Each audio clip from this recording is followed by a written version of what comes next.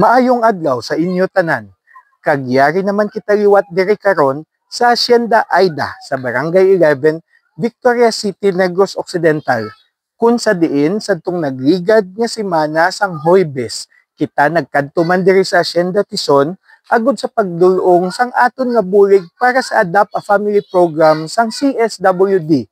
Apang nagdiretso kita diri sa Hacienda Aida agud magdulong sang isa ka folding bed para sa isa ka panimalay nga mayara sang isa ka bata nga may kondisyon nga cerebral palsy.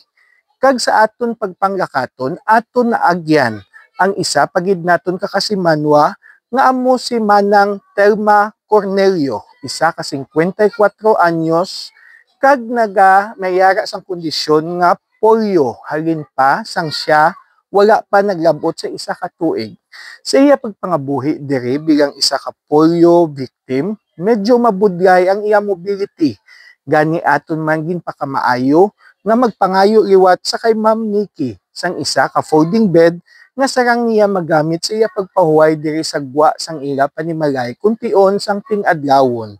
Gani karon nga adlaw malipayon naton kag nagapasalamat gid kita kay Ma'am Nikki Lopez Benitez nga iloy sang aton pinalangga nga congressman nga nagpadala liwat sang isa ka folding bed para kay Manang Telma Cornelio diri sa Hacienda Aida, Barangay 11, Victoria City, Negros Occidental. Aton na gindala ang folding bed para kay Manang Telma kag aton man ginupdan sang jutay nga grocery nga sarang man niya magamit sa iya nga pagpangabuhi diri sa matag adlaw-adlaw nga tanan.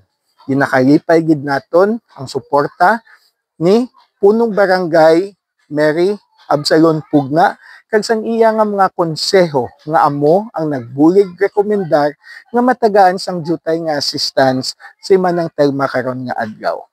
Para sa ihibalo sang mga Victoriasanon, ako si Konsehal Dino Acuña, ang paryente sang masa.